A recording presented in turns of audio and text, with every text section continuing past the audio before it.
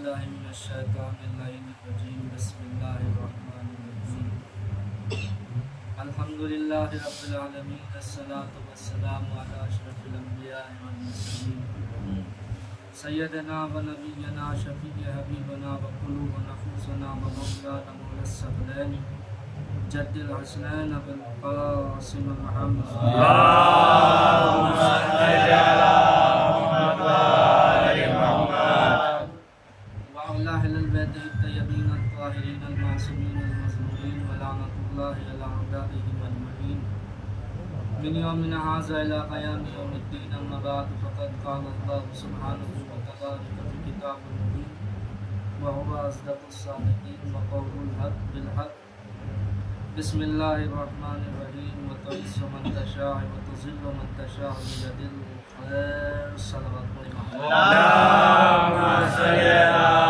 محمد وآل محمد عزیزان گرامی قدر و برادران قوم ملت مستحقین جنت اللہ جناب زہرا سلام اللہ علیہ پروردگار عالم اپنی محتم کتاب، اپنی منور کتاب، اپنی لاریب کتاب، متقینوں کی ہدایت کرنے والی کتاب میں ارشاد فرما رہا ہے عزت کا مالک بھی خدا ہے، ذلت کا مالک بھی خدا ہے۔ وہ جسے چاہے عزت دے دے گا، وہ جسے چاہے ذلیل کر دے گا۔ کل اس دن جو گفتگو رہ گئی تھی وہیں سے آج گفتگو کا آغاز ہو رہا ہے۔ میں نے اس دن کہا تھا ایک صلوات پڑھ دیجئے محمد والا اللهم صل على محمد وآل محمد۔ میں نے آپ کی بارگاہ میں اس دن کہا تھا کہ اہل بیت علیہ السلام نے جو اسلام پھیلایا ہے وہ رشتہ داری کی بنیاد پہ نہیں پھیلایا، تلوار کی نوک پہ نہیں پھیلایا، بلکہ کردار کی بنیاد پہ اسلام کو پھیلایا گیا ہے۔ اور اگر کردار کی بنیاد پہ اسلام نہ پھیلایا گیا ہوتا تو کبھی بھی قرآن سورہ تبت یدا کی مذمت نہ کرتا اور کبھی بھی رسول خدا صلی اللہ علیہ وآلہ وسلم فارس کے رہنے والے سلمان کو کبھی یہ نہ کہتے سلمان منا اہل البیت، سلمان ہم اہل بیت میں سے ہے۔ سلمان کو کہنا کہ سلمان منا اہل البیت اور قرآن کا تبت یدا کی مذمت کرنا اس بات کی علامت ہے کہ اسلام رشتہ داری کی بنیاد پر نہیں پھیلایا گیا، کردار کی بنیاد پر۔ صلوات پڑھیے محمد۔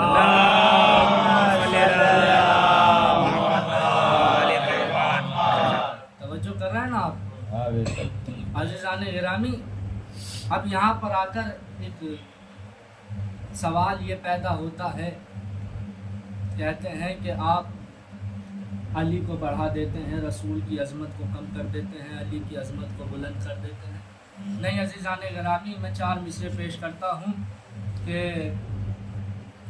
خدا کا ذکر کرے ذکر مصطفیٰ نہ کرے، خدا کا ذکر کرے ذکر مصطفیٰ نہ کرے، میرے دہن میں ہو ایسی زباں خدا نہ کرے۔ خدا کا ذکر کرے ذکر مصطفیٰ نہ کرے، میرے دہن میں ہو ایسی زباں خدا نہ کرے۔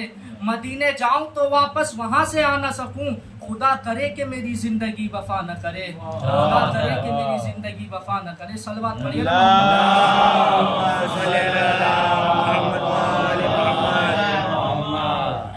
یہاں پر آ کر ایک فکر بنتی ہے کہ آپ علی کو بڑھا دیتے ہیں، کہتے ہیں کہ علی کو عین اللہ کہہ دیا، علی کو ید اللہ کہہ دیا، علی کو وجر اللہ کہہ دیا۔ تو عزیزان گرامی یہ ہم نے نہیں کہا ہے، یہ ہم نے نہیں کہا ہے۔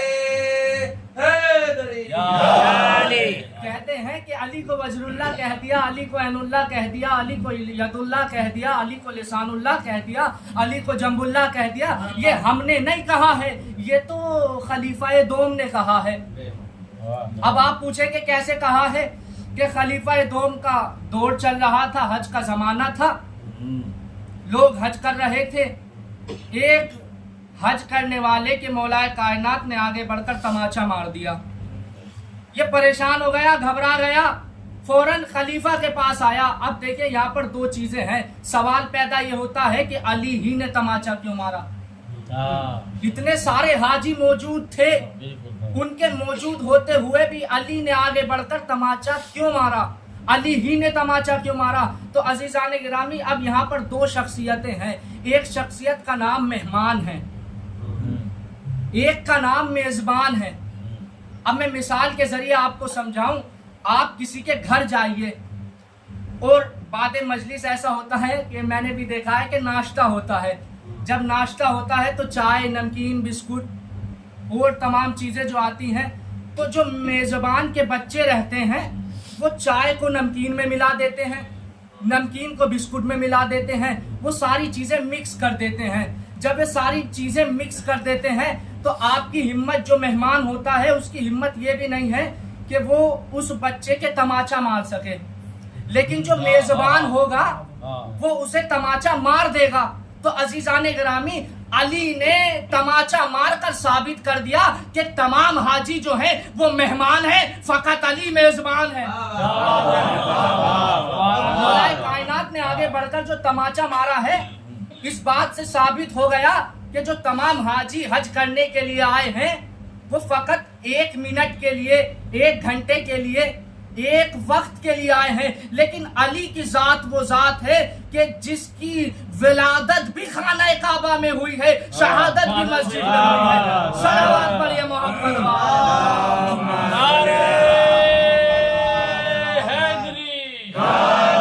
اب جب تماچا لگا تو دوڑا دوڑا خلیفہ کے پاس آیا اور آنے کے بعد کہتا ہے کہ مجھے انصاف چاہیے.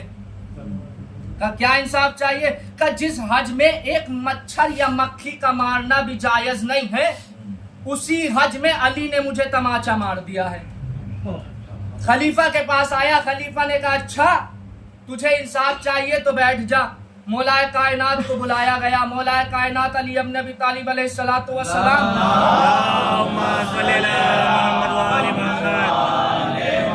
دربار میں تشریف لائے. جب دربار میں آئے تو خلیفہ نے اپنی جگہ پر علی کو بٹھانا چاہا, لیکن مولا کائنات نے کہا کوئی مسئلہ نہیں ہے, آپ اپنی جگہ بیٹھے رہیے. تو عزیزان گرامی اب سوال یہ ہوا کہ یا علی آپ نے اسے تماچا مارا, یہ کہہ رہا ہے کہ آپ نے اسے تماچا مارا ہے, کیا یہ بات سچ ہے؟ مولا نے کہا ہاں یہ بات سچ ہے, یہ حالت حج میں نامحرم کی جانب دیکھ رہا تھا, لہٰذا میں نے اسے تماچا مار دیا. تو عزیزان گرامی جیسے ہی خلیفہ دوم نے یہ سنا فوراً اس کی طرف متوجہ ہوئے اور ہونے کے بعد کہا تو کہہ رہا تھا مجھے انصاف چاہیے, جب میں نے انصاف کر دیا عین اللہ نے دیکھا ہے, ید اللہ نے مار دیا.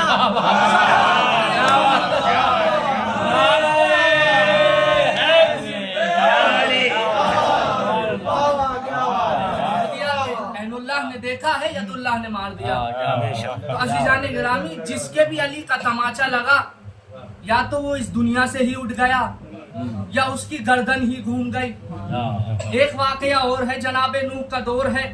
جناب نوح علیہ السلام اپنی کشتی کو لے کر چلے. اب جب کشتی کو لے کر چلے اور بیچ سمندر میں پہنچے تو ایک شخص ان کی کشتی کو الٹنے کے لیے آگے بڑھا. وہ دکھنے میں نہ انسان تھا نہ حیوان تھا, دیکھنے میں ایسا تھا کہ جیسے شیطان. اس نے آگے بڑھ کر جناب نوح کی کشتی کو الٹنا چاہا. جناب نوح نے کیا کہا؟ یا علی ادرکنی, یا علی ادرکنی. عزیزان گرامی آپ توجہ کر رہے ہیں نا, یا علی ادرکنی, یا علی ادرکنی. اللہ کے 99 ناموں میں سے ایک نام علی ہے. اب دنیا اعتراض کرتی ہے علی علی کیوں کہتے ہو, علی علی کیوں پکارتے ہو؟ بھائی ہم علی علی پکار کر اللہ کو بھی متوجہ کر دیتے ہیں, زمین والے علی کو بھی متوجہ کر دیتے ہیں. جب ہم گرنے والے ہوتے ہیں اور یا علی مدد کہتے ہیں تو اوپر والا اللہ سمجھتا ہے مجھے پکار رہا ہے, زمین والا علی سمجھتا ہے مجھے پکار رہا ہے. صلوات پڑھیے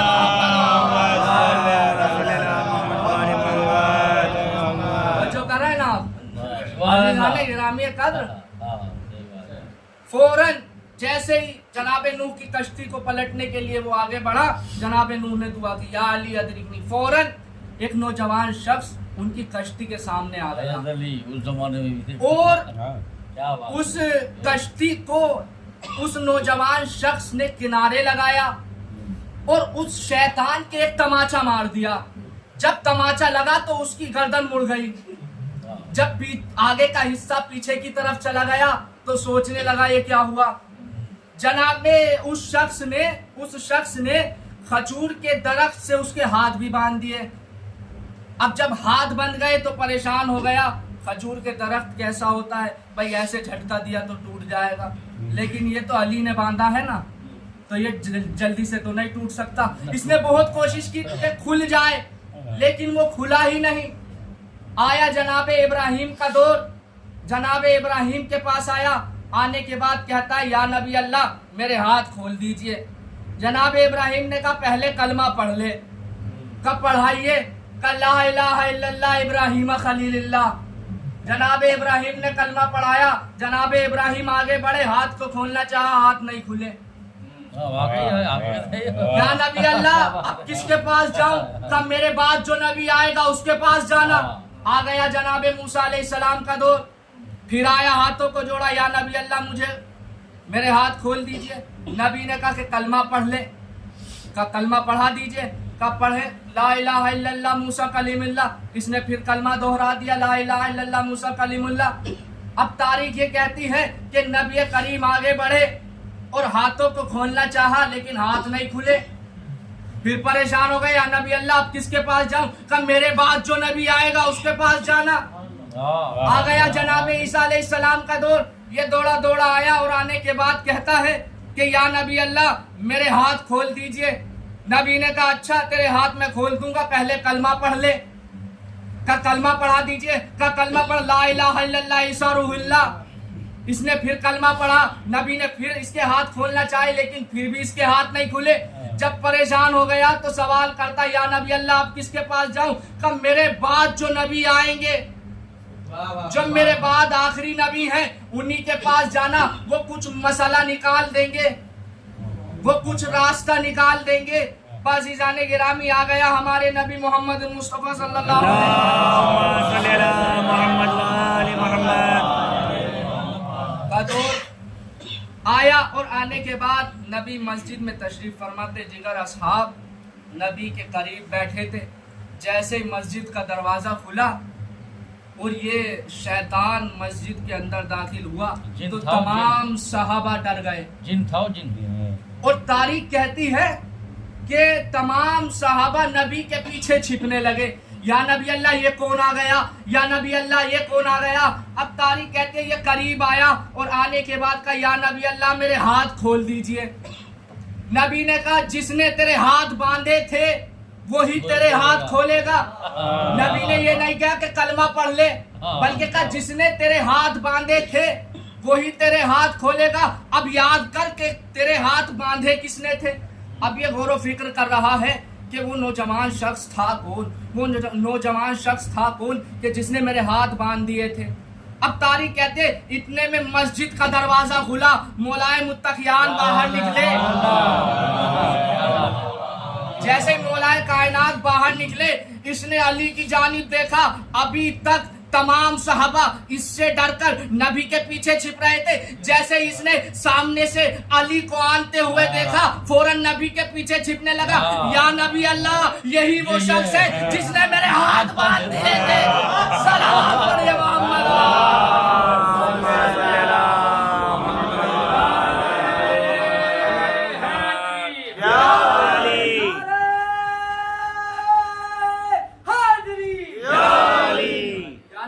यही वो शख्स है जिसने मेरे हाथ बांध दिए थे।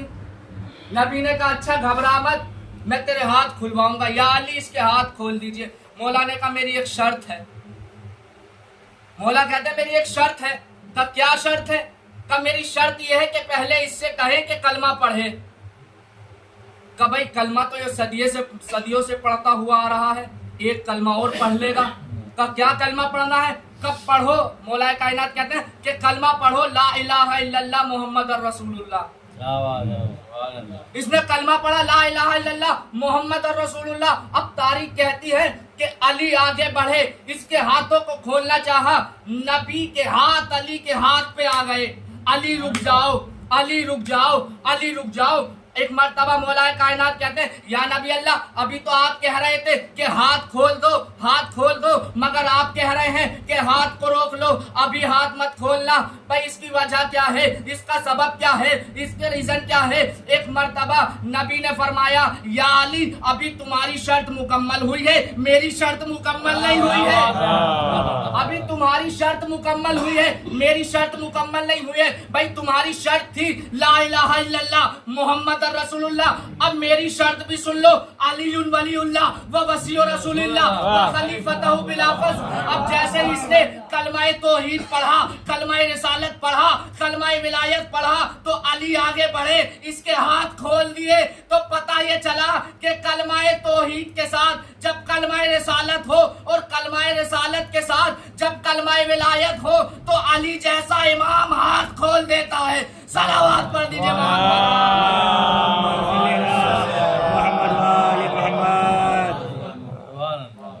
عزیزان گرامی. یہ عظیم کردار ہے اہل بیت علیہ السلام کا. کردار کی بنیاد پہ اہل بیت نے اسلام ہم تک پہنچایا. اگر اہل بیت نہ ہوتے تو یقین جانیے کہ اسلام ہم تک نہ پہنچتا.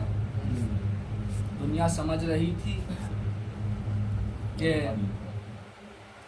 10 محرم کو ظلم ختم ہو گیا.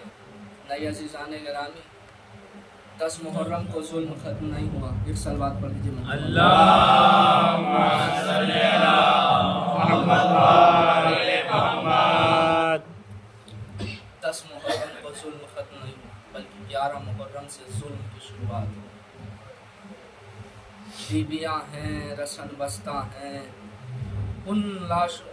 اس راستے سے راوی کہتا ہے کہ مقام اور راستے 3 تھے, لیکن اس راستے سے گزارا گیا کہ جہاں شہیدوں کی لاشیں پڑی ہوئی. ہر ایک بیوی نے اپنے اپنے وارث کی لاش پہ اپنے آپ کو گرا دیا. راوی کہتا ہے کہ میں نے دیکھا کہ زینب نے اپنے آپ کو حسین کی لاش پہ گرا دیا.